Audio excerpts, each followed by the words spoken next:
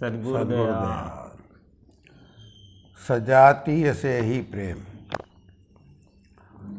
प्यार सजातीय और हम जिन्स के साथ ही हो सकता है। गैर जिन्स या विजातीय या असमान प्राणी के साथ प्यार नहीं हो सकता। जैसे हम स्थूल शरीरधारी हैं, दूसरे स्थूल शरीरधारी से ही ठीक तरह से प्यार कर सकते हैं। उदाहरण के लिए एक पुरुष का अपनी स्त्री से गहरा भावनात्मक प्रेम है। फर्ज करो कि स्त्री मर गई और मरने के बाद सूक्ष्म शरीर से उस मनुष्य के पास आए तो वह मनुष्य भूत भूत कहकर उससे डरेगा, क्योंकि जो मर गया उसका शरीर स्थूल तत्वों का नहीं, जो जीवित है वह स्थूल तत्वधारी है। इसी प्रकार वह प्रभु अगम है, सूक्ष्म से भी सूक्ष्म है। मनुष्य स्थूल तत्व का देहधारी है। पहले यहाँ स्थूल लोक में उसे परमात्मा के स्थूल रूप के दर्शन, संग, सेवा और प्रेम चाहिए। परमात्मा का ऐसा रूप गुरु का है। गुरु रूप में देहधारी परमात्मा अपने प्रेमी भक्त को अपने प्रेम के आकर्षण में खींचकर स्थूलता के आवरण से निकालकर सूक्ष्म से सूक्ष्म बनाकर परमात्मा और नाम से प्रेम करने लायक बना देते हैं। हिंदुओं में ब्रह्म के 10 अवतार माने गए हैं। मत्स्य, कच्छ, वाराह, नरसिंह, वामन, परशुराम, राम, कृष्ण, बुद्ध और कलंकी। इन 10 अवतारों में पूजा और भक्ति केवल उन अवतारों की प्रचलित है जो हमारे समान हैं, जो सुंदर हैं, प्रेम, सौंदर्य और शोभा से पूर्ण है, यानी राम, कृष्ण और बुद्ध। इनकी ही भक्ति, सेवा, बंदगी, पूजा अर्चना जगत में जारी है। मत्स्य, कच्छ, वाराह ये हमारे जैसे नहीं हैं, तो इनकी भक्ति या इनसे प्रेम का सिलसिला जगत में कहीं दिखाई नहीं देता। इसलिए सनातन धर्म यह कहता है कि निगुरे की गति नहीं, यानी परमात्मा के मनुष्य रूप गुरु रूप की शरण लेना। यह अटल, अपरिवर्तनीय या शाश्वत सिद्धांत है। सिद्धांत यही है कि प्रेम बिना हम जिन्स के नहीं हो सकता। यदि खुदा को भी अपना प्रेम मंजूर है, यदि वह जीवों को सरलता पूर्वक खुदा परस्त यानी ईश्वर उपासक बनाना चाहे, तो उचित ही है कि वह इंसान की शक्ल और भेष में खुद यहाँ आ जावे। खुदा वही है जो खुद आ जावे। नदी से निकल रही नहर देखने मात्र ही को नदी से अलग लगती या दिखती है, लेकिन वह असल नदी से जुड़ी हुई है। जैसे मिस्री पानी में घुल जाने पर पानी में अलग से दिखाई नहीं देती, उसी प्रकार संतों में और गुरु में वह परमात्मा भरपूर है। सभी भाई बहनों को चाहिए कि सच्चे और पूरे गुरु की शरण लेकर सत्संग करके कलयुग के धर्मानुसार सच्ची और पूरी भक्ति, सुरत शब्द योग की साधना का उपदेश लेकर भक्ति मार्ग पर चलना चाहिए। इस साधना की कार्रवाई को शुरू कर देंगे तो पिंड ब्रह्मांड के पार ठेठ सत्य पद में जब तक आपकी जीवात्मा नहीं पहुँचेगी, तब तक मनुष्य देही मिलती जाएगी।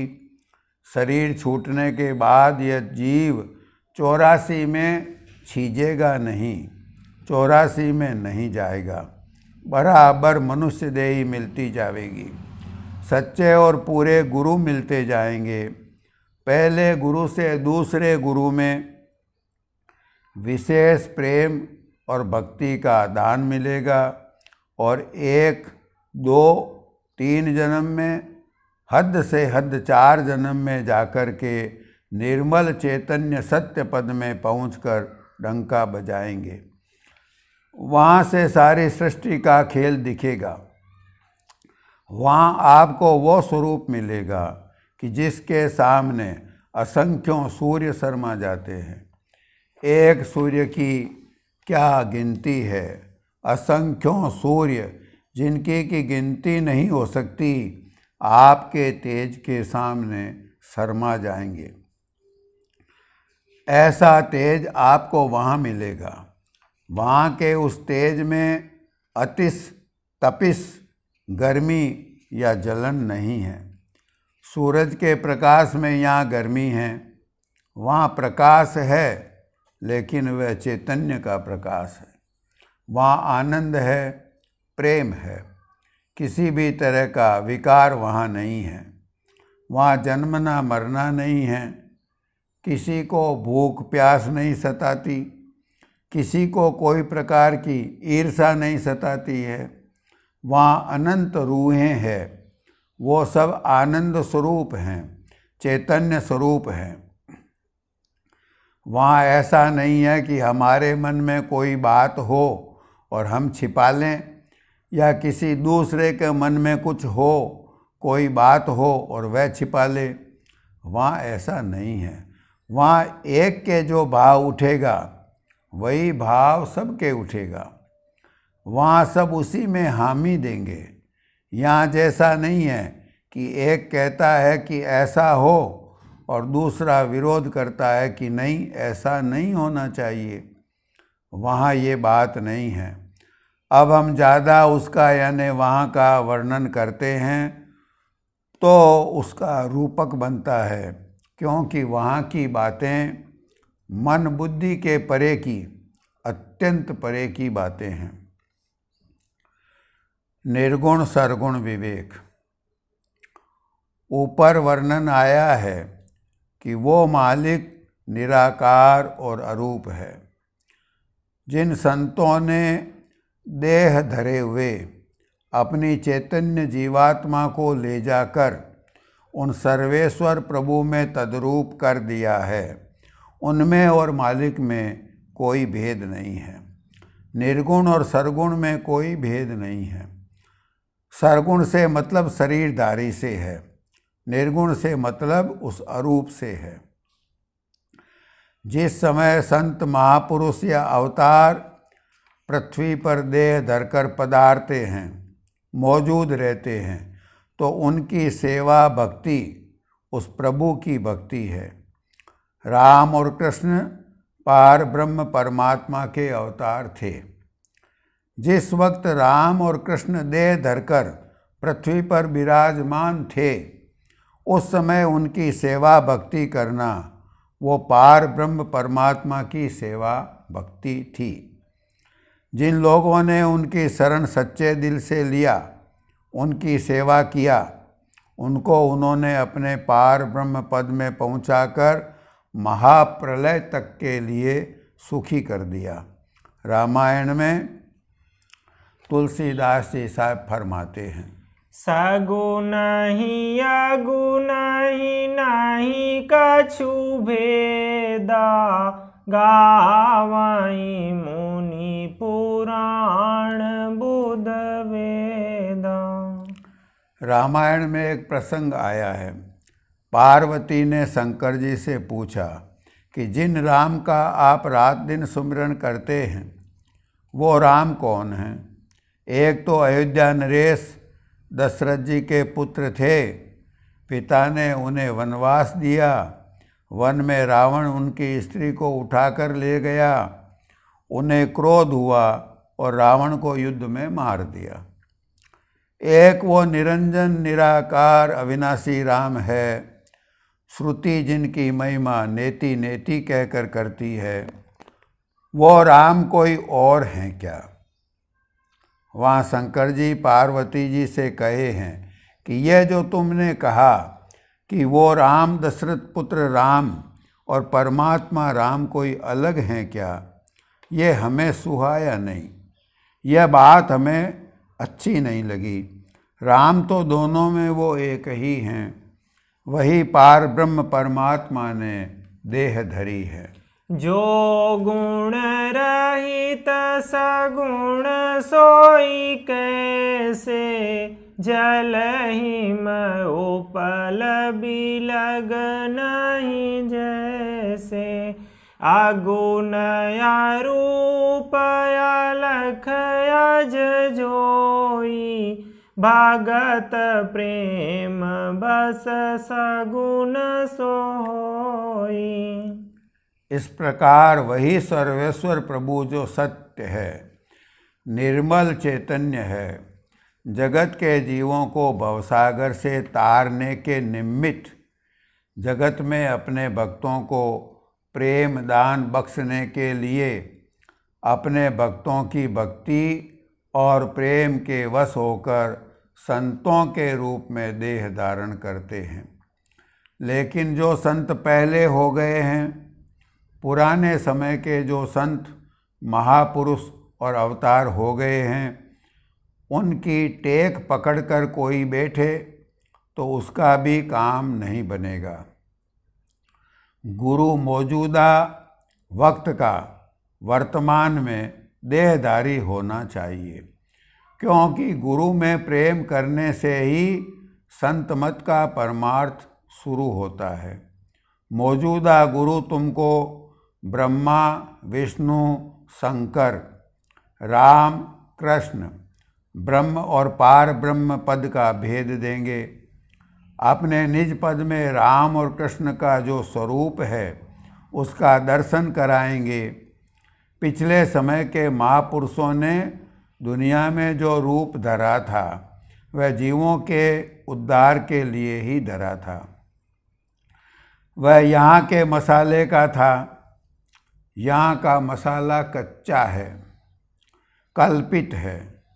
अपने स्थूल रूप को समय आने पर उन्होंने त्याग दिया और पुनः जाकर अपने निज पद में समाये।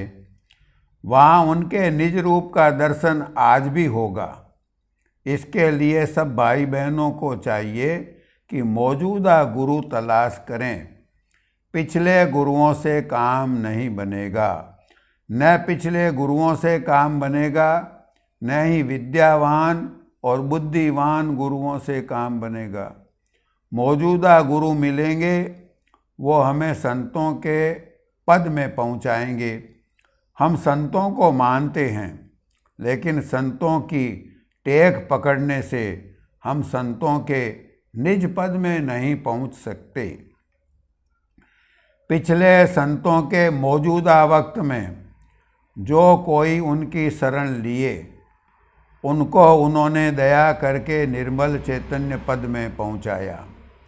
उन्होंने जीवों के उद्धार के लिए जो रूप धरा था, जब वो अपना काम कर चुके तो इस नश्वर शरीर को छोड़कर अपने निज पद में जा समाये।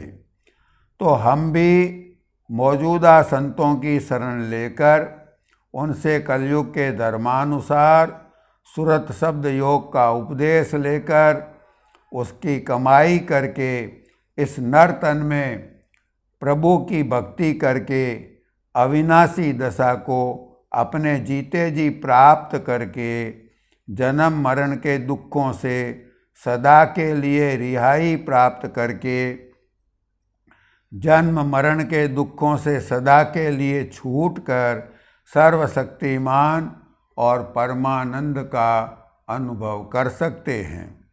यह साधना इतनी सरल है कि बच्चे, बूढ़े, स्त्री, पुरुष सभी कर सकते हैं। इसमें अष्टांग योग, मुद्रा योग, प्राणायाम योग की तरह कठिनता नहीं है। उन साधनाओं को केवल जवान पुरुष विरक्त आश्रम में रहकर कर सकते थे। यदि सद्गुरु की दया हो जावे तो सुरत शब्द योग की साधना को गृहस्थ में रहते हुए पति पत्नी दोनों ही कर सकते हैं। पति पत्नी दोनों ही 18, 20, 22 साल की उम्र से किसी सच्चे वाकिफकार गुरु से शब्द मार्ग का उपदेश लेकर इस कमाई को शुरू कर देवें तो जवानी में जब तक कि इंद्रियों और मन का जोर विकारों की तरफ रहता है तब तक जवानी में उनकी विकारों से लड़ाई रहेगी। मन से लड़ाई घट में महाभारत। विकारों से लड़ी जाने वाली इस लड़ाई का नाम ही महाभारत है। यह कोई बाहर की लड़ाई का जिक्र नहीं किया है। महाभारत भी आध्यात्मिक विषय है। व्यास जी ने तथा महात्माओं ने जो लिखा है वो सब अनुभव गम्य बातें हैं। महाभारत क्या है? जब कोई युवा अवस्था से चढ़ती जवानी की अवस्था यानी 18, 20, 22 साल की उम्र से सच्चे पूरे गुरु से उपदेश लेकर सुरत शब्द का अभ्यास गृहस्थ आश्रम में रहते हुए शुरू करेगा, तब वह क्या करेगा? वह साधक अपने मन को विकारों की तरफ से खींच खींच करके भक्ति में लगाएगा। लेकिन मन अपनी जन्म जन्म की आदत के अनुसार विषय भोगों की तरफ जाएगा। पति पत्नी दोनों मिलकर के भक्ति की तरफ लगेंगे। तब कभी मन ने जोर दे दिया, मन की विजय हो गई, मन विषयों की तरफ खींचकर ले गया, विषय के वश होकर विषय भोग लिए। तब बाद में पति पत्नी दोनों पश्चाताप करेंगे। वे अफसोस करेंगे कि गुरु ने हमें वह युक्ति बतलाया कि जिसकी कमाई करके हम अपनी चैतन्य धार जीवात्मा को ज्योतिर्मंडल में पहुंचा करके वहाँ के प्रकाशमयी स्वरूप और आनंद को प्राप्त करते। बजाय इसके हमने चैतन्य धार को 6 दर्जे नीचे लाकर इसका पतन कर लिया। चैतन्य धार की बैठक ज्योतिर्मंडल में सहस्त्र कमल में है। वहीं से वीर्य की सूक्ष्म रूप से उत्पत्ति होती है। वह धार जब हृदय कमल में चलती है तब स्थूल रूप होकर के इंद्रिय द्वारा बाहर आती है, जो यहाँ से 6 चक्र नीचे है।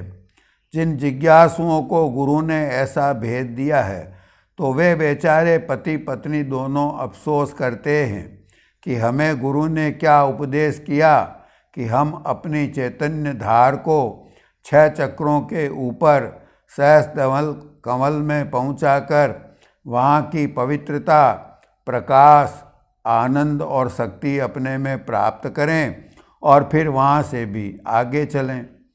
लेकिन हमने कैसी अनसमझता किया कि हम विकारों के वश में होकर के उस चैतन्य धार को 6 चक्र नीचे लाकर के बाहर पतन कर लिए। इससे उनका चित्त भी चंचल हो जाता है और उनको इसका पछतावा होता है। पछता करके, अफसोस करके गुरु से और मालिक से प्रार्थना करते हैं कि हे दाता, ऐसी दया करें कि आइंदा हम विषयों के वश में न होवें और आपकी भक्ति में लगे रहें। दोनों पति पत्नी आगे के लिए पक्का और पूरा इरादा करते हैं कि अब विषयों में नहीं फंसेंगे। इस तरह इरादा करके दोनों फिर भजन में लगते हैं। अपने गृहस्थ का काम करते हुए उसमें से जब भी सुबह, शाम, रात्रि या दोपहर में फुर्सत मिली तभी इस तरह से बैठकर दोनों भजन करते हैं। कभी मन का फिर जोर हो गया, मन ने धोखा दे दिया, सामना नहीं कर सके और डिग गए तो उनको पाप नहीं लगता, क्योंकि उनका गृहस्थाश्रम है। ऐसी हालत में उनके जो संतान होती है वो भी बड़ी पवित्र होती है, उसके अंदर भी भक्ति का अंकुर होता है। इसका नाम महाभारत की लड़ाई है। शब्द भेदी और शब्द रता गुरु। राधा स्वामी साहेब जी ने हिदायतनामा में फरमाया है कि धन, स्त्री और संतान की चाहना को तकदीर के हवाले कर मुकद्दम सोहबत फ़कीरों की करनी चाहिए। यानी मुख्यतः संतों की, सद्गुरु की सोहबत की रखनी चाहिए। संतों की संगत मुख्य रखिए। संतों में उस संत की संगत करे जो सूरत शब्द योग सुल्तानुल अज़कार के अभ्यास का अभ्यासी हो। अगर सूरत शब्द योग के वेदी गुरु न मिलें तो जो दृष्टि की साधना सगले नसीरा करते होवें और अनहद शब्द के मार्ग को जानते हों, उनकी संगत कर लेवें। यदि वो भी न मिलें तो श्वासों श्वास नाम का सुमरन करने वाले या जिनके दिल पर नाम की मोहर लगी हो, यानी जिनके दिल में नाम बस गया हो, जिक्रुल कलूब ऐसों की संगत करे, या पासे अनफास यानी श्वास का अभ्यास करने वालों का संग करे। इनकी संगत से थोड़ी बहुत सफाई दिल की और मन की होगी, लेकिन सूरत की चढ़ाई का फायदा केवल सूरत शब्द योग के अभ्यासी संतों की सोहबत ही से मिलेगा। इसलिए मुख्य लाभ की संगत, पूर्ण लाभ की संगत सूरत शब्द योग के अभ्यासी की है। जब सूरत शब्द योग के अभ्यासी संत मिल जावें तो उनसे सूरत शब्द मार्ग का उपदेश लेकर, उनकी शरणागति लेकर, उनकी दया का बल लेकर तुम इस करनी को सच्चाई, मेहनत और प्रेम अंग लेकर करो। इस अभ्यास को रोज 3-4 घंटे करो। एक बार में 2-3 घंटे बैठना कुछ कठिन होता है। मन भागने लगता है, नींद, आलस्य और थकान का भी विघ्न आता है। इसके लिए जब फुर्सत मिले तो आधा पौन घंटा बैठो। 3 दफ़े, 4 दफ़े, रात और दिन में 5-6 दफ़े ऐसी फुर्सत मिले वैसे ही इस अभ्यास को करो। यदि मन भरम, चिंताएं और गुनावन उठावें तो गुरु से जाकर के प्रार्थना करो, उनसे अर्ज करो। गुरु फिर उसकी जुक्ति बताएंगे। गुरु की देख रेख और तुम्हारी मेहनत से इस अभ्यास में तरक्की मिलेगी। जब अभ्यास गुरु की दया से ठीक तरह से बनने लगेगा तो तुम्हारी सूरत पहले दिमाग के मुकाम पर यानी तीसरे तिल पर पहुँचेगी। दिमाग के बिंदु पर मन और सूरत सिमटेंगे, एकाग्र होंगे। फिर वहाँ से शब्द की डोरी पकड़कर सहस्त्रदल कमल में पहुँचेंगे, जो कि 14 लोक बैराट को रचने वाला है। वहाँ त्रिलोकीनाथ का दर्शन होगा। गुरु फिर सूरत को आगे चलाएंगे। वहाँ से आगे शब्द पकड़कर तुम्हारी सूरत ओंकार पद यानी त्रिकुटी में पहुँचेगी। इसी को वेदों में महाकाश कहा गया है। इसे ही त्रिकुटी, गगन और ब्रह्म पद कहा है। वहाँ पहुंचकर ओंकार ब्रह्म का दर्शन करके सूरत आगे शून्य में पहुँचेगी। शून्य पद को ही मान सरोवर और ब्रह्म सागर भी कहते हैं। यहाँ पहुंचकर सूरत निरंकार पुरुष का निर्गुण निरंजन यानी निर्गुण राम का दर्शन करेगी। इस बयान को फरमाते हुए राधा स्वामी साहब जी ने फरमाया है कि इस फकीर की सूरत भी काफ़ी अरसे तक यहाँ ठहरी थी, फिर गुरु की मदद से आगे चली। फिर आगे के सब मंडलों का बयान फरमाते हैं। वहाँ से आगे सूरत चली तो महाशून्य का पर्दा बेदना मुश्किल हो गया। फिर बिरह उठा, बिरह से गुरु प्रकट हुए। गुरु ने प्रकट होकर महाशून्य, जो महाकाल और महामाया का मैदान है, उसे अपनी दया से पार करवाया। महाशून्य के मैदान को पार करके सूरत सत्य देश में पहुंची। वहाँ सत्य पुरुष का दर्शन किया। इसके भी आगे अलख अगम के पार यानी आदि धाम को पार करके सूरत अनादि धाम, अनामी पुरुष, अनादि सतगुरु धाम में पहुंची और उनका दर्शन करके उन्हीं में तद्रूप हो गई। वही अनंत अपार बेअंत सत्य पद है, निर्मल चैतन्य पद है। वही परम संतों का और फकीरों का निज स्थान और निज धाम है। इस तरह से राधा स्वामी साहब ने फिर सतगुरु मत का उपदेश किया। उनकी वाणी में है कि सतगुरु का नाम पुकारो,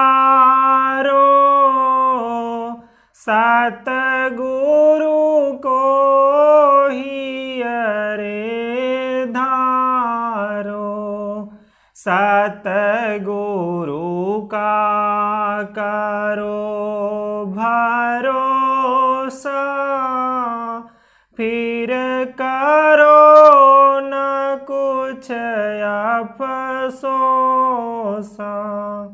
सतगुरु गति अब सुन मोसे, कही जात नरंचक